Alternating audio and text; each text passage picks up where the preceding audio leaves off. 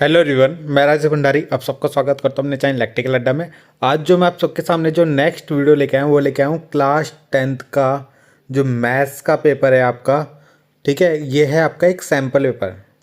ठीक है, जो 2024 से 25 के जो बच्चे हैं उनके लिए ये सैम्पल पेपर आया है।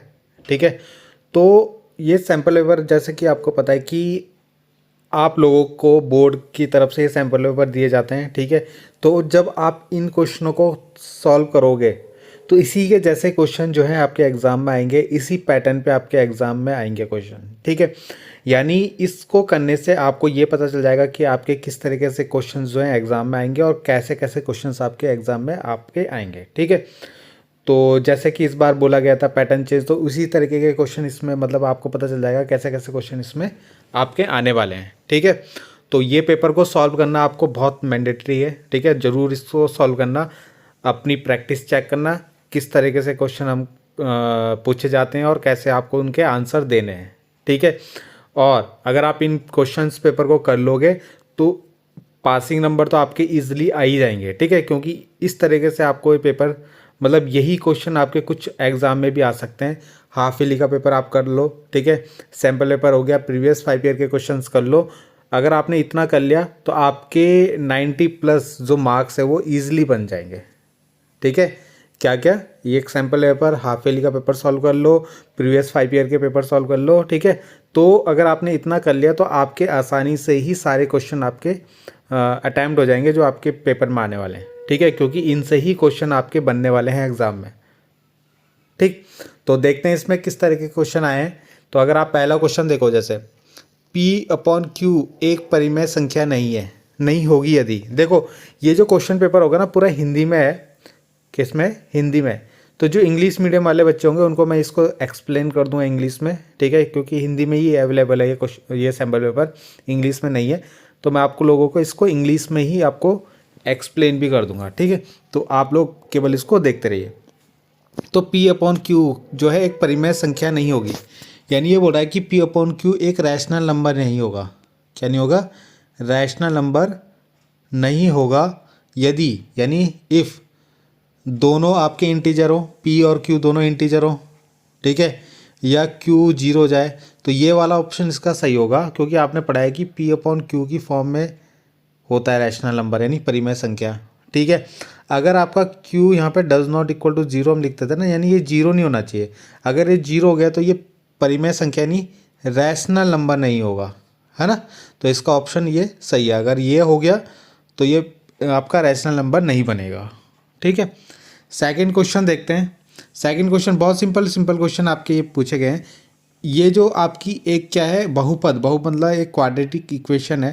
ठीक है, तो इसमें शून्यांकों का गुणनफल बोला है कि जो इसके जीरोज आएंगे ना, जीरोज हम कैसे लिखते थे, अल्फा और बीटा लेते थे ना, शून्यांक जो भी है जीरोज जिनको हम बोलते हैं।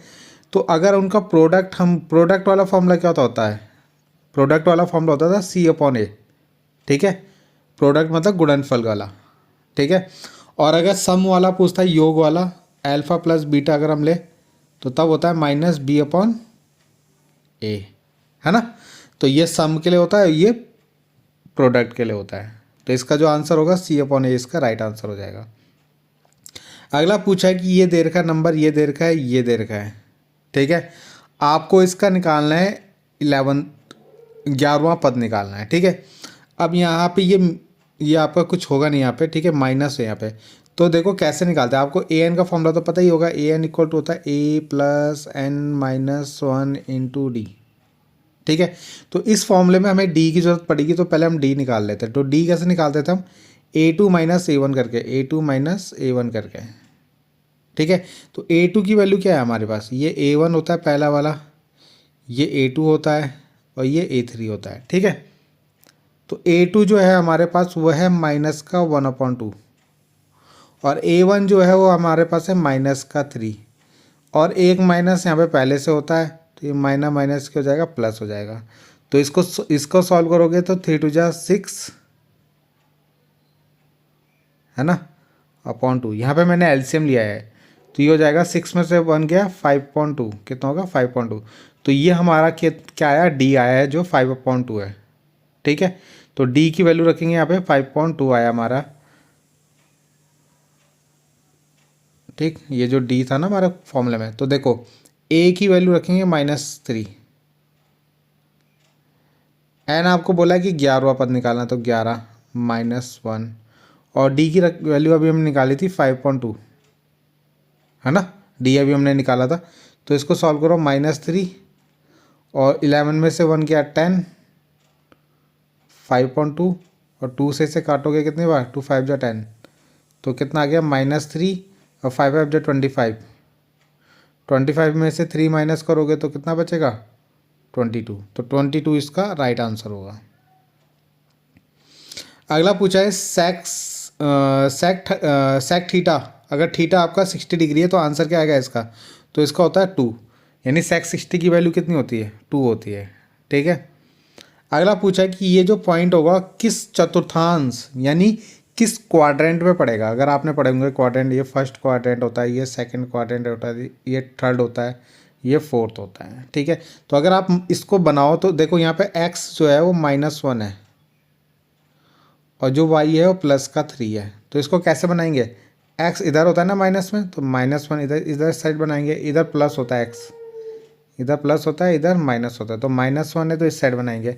अब y प्लस कहाँ होता है, ऊपर प्लस होता है, नीचे माइनस होता है, तो y में 3, ये 3, तो जब आप इन दोनों को मिलाओगे तो कहाँ मिलेगा, ये सेकंड क्वाड्रेंट में बन रहा है। कहाँ बन रहा है, ये जो पॉइंट मिलेगा हमें यहाँ पे, है ना, -1 3, वो कहाँ पड़ रहा है, हमारा सेकंड क्वाड्रेंट में पड़ रहा है, तो इसका जो आंसर होगा सेकंड यानी द्वितीयक।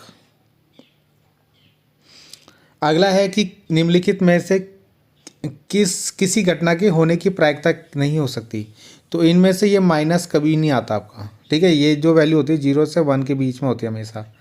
ठीक है, जो किसी जो घटना मतलब कोई अगर आपका प्रोसेस हो रहा है तो उसके होने की प्रोबेबिलिटी क्या होती है, तो प्रोबेबिलिटी हमेशा क्या होती है 0 से 1 के बीच होती है, तो माइनस में कभी नहीं आता आपका। अगला पूछा है कि समबाहु त्रिभुज, समबाहु मतलब इक्विलेटर ट्राइंगल जो होते हैं आपके, वो क्या होते हैं, वो सारे समरूप होते हैं यानी सिमिलर होते हैं। ठीक है, b² - 4c, आपने ये 3 कंडीशन पढ़ी होगी, b² - 4ac = 0, b² - 4ac > 0, b² - 4ac <0। ठीक है, इसका क्वेश्चन भी हमेशा एक ना एक क्वेश्चन इसका पूछा जाता है। तो जब ये इक्वल हैं तो इक्वल का मतलब होता है 2 बराबर वास्तविक हल होंगे इसके क्या होंगे, इसके जो हल होंगे वो अलग अलग होंगे। ठीक है, होंगे इसके भी 2, मगर ये क्या होंगे, अलग अलग होंगे, 2 भिन्न होंगे इसके। ठीक है, और ये वाला केस जो होता है जिसमें 0 से कम होता है यानी माइनस में आता है, इसके कोई भी हल नहीं होते। क्या होते हैं, कोई भी हल नहीं होते, इसके कोई भी हल नहीं होते। ठीक है, तो यानी ये वाला केस पूछा है तो इसका आंसर तो ये होगा सेकंड। अगर ऐसा पूछता, ये ग्रेटर देन का साइन इस साइड बनाता, तो हम ये पहला ऑप्शन मारते हैं, और अगर ऐसा होता तो ये थर्ड वाला ऑप्शन मारते हैं। ठीक है, तो इसमें जो होगा सेकंड वाला सही होगा। कॉस को सेक में कैसे बदल सकते हैं, ये तो सिंपल है, कॉस का फॉर्मूला होता है 1/sec, क्या होता है 1/sec। ठीक है, किसी घटना के निश्चित होने की प्रोबेबिलिटी कितनी होती है, यानी किसी जो प्रोसेस होगा उसके होने की प्रोबेबिलिटी कितनी है, 1 होती है हमेशा। ठीक है, इसके बाद आपके एक एक नंबर के क्वेश्चन स्टार्ट है। इसमें पूछा गया है कि बिंदु P से एक वृत्त यानी एक सर्कल है, एक पॉइंट P है, तो उससे जो टेंजेंट डालते हैं वो 24 है, और इसकी सेंटर से जो डिस्टेंस है वो सेंटर के साथ डिस्टेंस जो है वो 25 सेंटीमीटर है ना, केंद्र से दूरी। तो इसकी रेडियस आपको निकालनी है, तो यहाँ पे पाइथागोरस थ्योरम से इसको सॉल्व कर लेना आप लोग। ठीक है, अब ये पूछा कि मूल बिंदु से ये बिंदु की दूरी ज्ञात कीजिए, यानी जो आपका मूल बिंदु मतलब ओरिजिन है, ओरिजिन से इस पॉइंट के बीच की डिस्टेंस, ओरिजिन को क्या लेते हैं हम 0 0 लेते हैं ना, और ये पॉइंट कितना है हमारा 1 1, तो इन दोनों के बीच की डिस्टेंस निकालनी है यानी दूरी। तो डिस्टेंस का फॉर्मूला आपको पता है x2 - x1 का स्क्वायर प्लस y2 - y, तो उससे आप इसको सॉल्व कर लेना। ठीक है, पी ई की वैल्यू दी है, ई नहीं की प्रायिकता क्या होगी, यानी पी ई की वैल्यू जब ये है तो ई के नहीं होने की प्रोबेबिलिटी क्या है वो आपको इसके अंदर बताना है। 8 3 - 2, तो इसका 10वां पद यानी 10th टर्म्स निकालना है आपको। क्या निकालना है, 10th टर्म्स निकालना है। ठीक है, यानी आपको a10 निकालना है इसमें। n-1 इंटू डी लगाओगे, ठीक है। तो यहाँ पे n की वैल्यू 10 रख के, a की वैल्यू 8 रख के, ठीक है, d की वैल्यू 3 में से 8 माइनस करोगे तो -5 रख के यहाँ से आप an निकाल लेना, ठीक है। अगला आपको एक ग्राफ दे रखा है, इसमें आपको नंबर ऑफ क्या निकाले, जीरोज बताने। तो 1 2 3 4, 4 जीरोज होंगे इसके, ठीक है। 4 बार एक्स लाइन को कट कर रहा है तो 4 जीरोज होंगे। ये एक क्वाड्रेटिक इक्वेशन दी है, इसके शून्यांक यानी अल्फा और बीटा आपको निकालना है, जीरोज निकालना है इसके, ठीक है। ये आपको क्वेश्चन दे रखा है कि ये लाइन आपस में पैरेलल है और A D upon D B और A D upon D B दे रखा है। तो और ई सी की जो वैल्यू है, इसकी वैल्यू वो 6 टाइम है सी एम की वैल्यू के। सी एम कहाँ है यहाँ पे, सी एम तो बनाया नहीं है।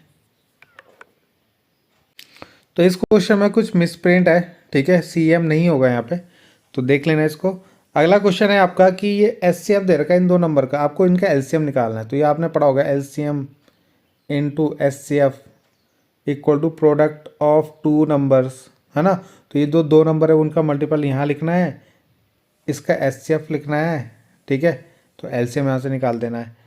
√3 एक क्या अपरिमेय संख्या यानी एक इरेशनल नंबर है, ये आपको प्रूव करना है। तो ये क्वेश्चन तो आपके एग्जाम में आता ही आता है, दोनों ही क्वेश्चन बहुत इंपॉर्टेंट है, इन दोनों को क्वेश्चनों को आपको करना ही करना है, ठीक है। 4 की पावर n पर आपको क्या करना है, इसको सोचना है, मतलब विचार कीजिए कि n एक प्राकृतिक संख्या यानी ये जो 4 की पावर n दे रखा है, इसमें n जो है वो आपका नेचुरल नंबर है। क्या है, नेचुरल नंबर।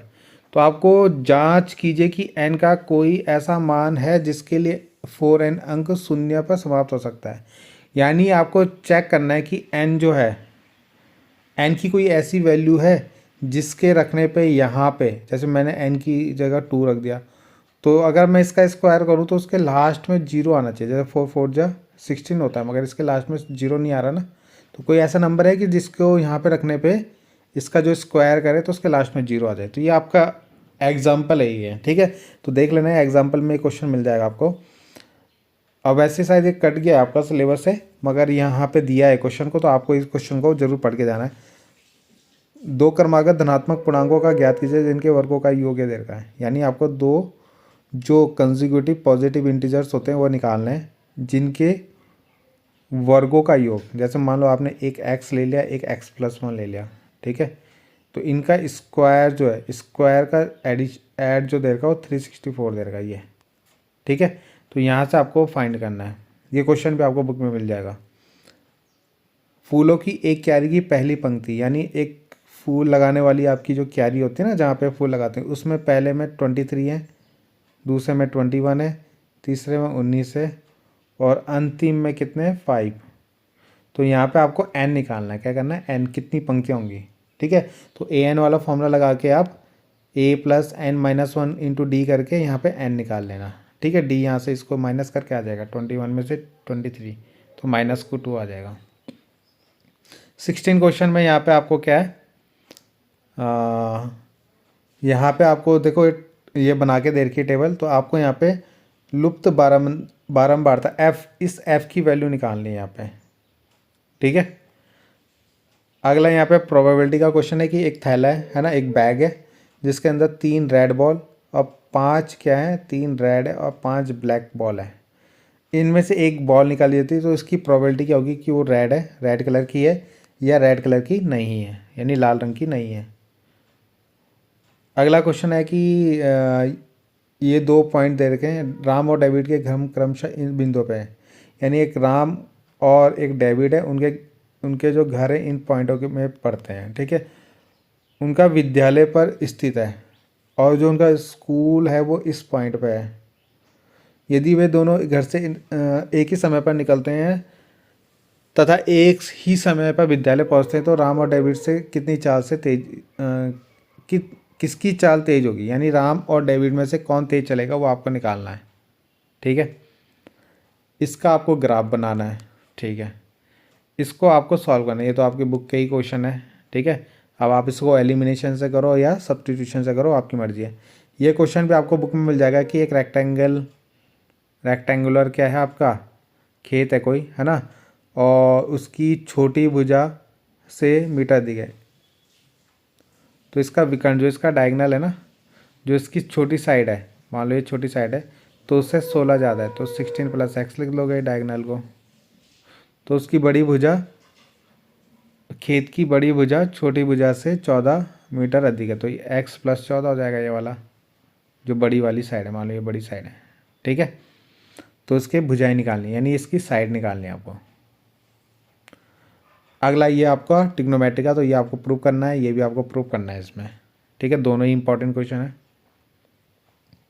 ये क्वेश्चन भी आपका बुक का ही है ना, जिसमें आपका क्या है 700 रुपये है, जिसको कितने 7 लोगों को डिवाइड करना है। ठीक है, और 7 लोगों को इस तरीके से डिवाइड करना है इस रुपये को कि हर जो अगर आपने पहले को x दिए हैं तो दूसरे वाले को उसमें से 20 कम देना है, यानी x - 20, फिर तीसरे वाले को x - 40, चौथे वाले को x - 60, इस तरीके से देना है। तो आपको फिर वो निकालना है कि हर किसी को कितने रुपए मिल जाएंगे। अगला क्वेश्चन है कि अंश में एक जोड़ दे, जैसे x/y होता है, एक आपने एक क्या ले लिया, रैशनल नंबर ले लिया, उसमें आप उसने बोला कि अंश यानी नुमरेटर में एक जोड़ना है और हर यानी डिनोमिनेटर में एक माइनस करना है, तो वो 1 नंबर बन जाता है। ठीक है, ये भी आपका बुक का ही क्वेश्चन है। दोबारा बोला है कि हर में एक जोड़ दे, बस x/y है ना, हर में यानी डिनोमिनेटर में 1 जोड़ना है, तो ये 1/2 बन जाएगा। तो यहाँ से एक इक्वेशन बनेगी, इनको सॉल्व करके तो वो आपको नंबर निकालना है। ठीक है, यानी वो रैशनल नंबर आपको बनाना है। ये क्वेश्चन भी आपका 4th चैप्टर से आया है। ठीक है, ट्राइंगल वाला, कि एक राइट एंगल ट्राइंगल है, तो इसकी ऊंचाई उसके आधार से 7 सेंटीमीटर कम है। मान लो आधार ये है, तो उसकी ऊंचाई जो होगी x - 7 हो जाएगी, और ये कितना है 13 है। तो अन्य दो भुजाएं ज्ञात की, तो इसमें पाइथागोरस थ्योरम के करके इसको कर लेना। ठीक है, ये आपकी एक थ्योरम है। ठीक है, जो थेल्स थ्योरम बोलते हैं ना, वो ये आपकी है 24 में। और उसके बाद आपको एक क्वेश्चन है कि एक क्या है, ABC, एक चतुर्भुज ABC के विकर्ण परस्पर ABCD होगा पूरा। ठीक है, तो उसके क्या है विकर्ण आपके इस तरीके से O बिंदु पर कट कर रहे हैं। ठीक है, तो आपको यहाँ पे ABCD है, ये चतुर्भुज मतलब क्वाड्रिलेटर है कोई ABCD। ठीक है, वो A पॉइंट में उसके जो डायगोनल्स हैं वो इंटरसेक्ट कर रहे हैं, तो आपको ये अपॉन ये दिया है, आपको शो करना है ये सबलम है, सबलम मतलब ट्रेपेजियम है। ठीक है, और अगला क्वेश्चन है कि एक सीधा राजमार्ग एक मीनार के पात तक जाता है, यानी एक रोड है जो एक कहाँ तक जा रही है, जो आपकी बिल्डिंग है वहाँ तक जा रही है। ठीक है, मीनार के शिखर पर खड़ा एक व्यक्ति एक कार को, यहाँ पे यानी यहाँ पे कोई खड़ा है, एक कार को 30 डिग्री के अवनमन कोण, यानी यहाँ से देख रहा है वो कार को। तो जब वो मान लो यहाँ पे खड़ा है, यहाँ से कार को देख रहा है, तो उसका जो एंगल बन रहा है वो बन रहा है 30 डिग्री। कितना, 1 मिनट, इसको दोबारा बनाते हैं इस तरीके से। ठीक है, तो यहाँ पे जो एंगल बना रहा है वो कितना बना रहा है, 30 डिग्री बना रहा है ऐसे। ठीक है, जो मीनार की ओर पात की ओर एक समान चाल से चल रही है 6 सेकंड के पश्चात, यानी 6 सेकंड के बाद वो यहाँ पे आ गया। मान लो पहले वो यहाँ था A पे, अब वो B पे चला गया। ठीक है, अब ये ऊपर वाला 30, तो ये भी 30 बनेगा आपका। ठीक है, आपको पता है अल्टरनेट एंगल से, है ना, एकांतर कोण से। अब वो 60 डिग्री बन रहा है, कितना, पूरा जो बन रहा है 60 डिग्री बन रहा है, तो ये भी कितना आ जाएगा, 60 डिग्री आ जाएगा। तो इस बिंदु से मीनार तक के पहुंचने में कार द्वारा लिया गया समय, यानी यहाँ से यहाँ तक का टाइम निकालना होगा।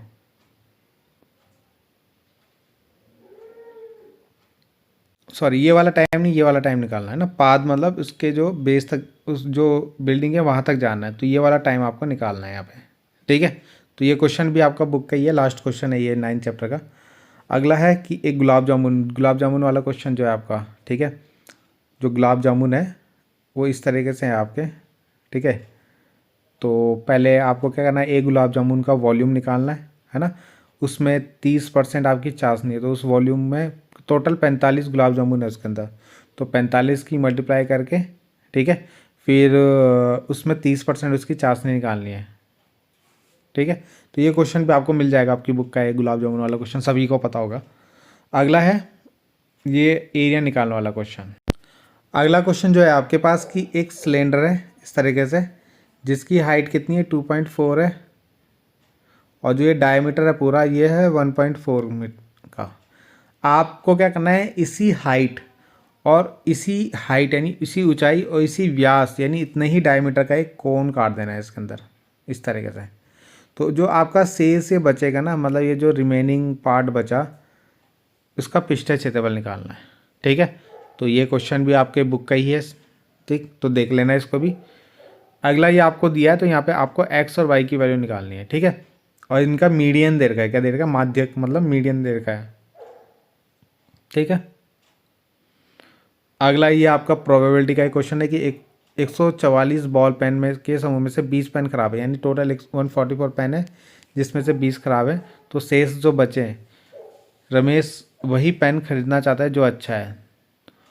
ठीक, यानी इतने पेन है उसमें से 20 खराब है। अब रमेश जाता है दुकान में, तो वहाँ से वो पेन जो लेना चाह रहा है वो सही है, तो उसकी क्या प्रोबेबिलिटी कि रमेश वह पेन खरीदेगा।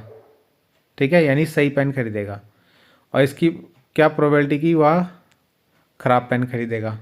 ठीक है, अच्छे, और अगर इसी के आगे क्वेश्चन दिया है कि अच्छे प्रकार से फेंटी गई, यानी टोटल जो पत्ते होते हैं ना, ठीक है 52 पत्ते, तो उसमें से पत्ता निकाला गया अच्छी तरह से फेंकी गई 52 पत्तों की ताश की गड्डी में से यदि एक पत्ता निकाला जाता है, सभी संभव परिणामों की संख्या लिखिए।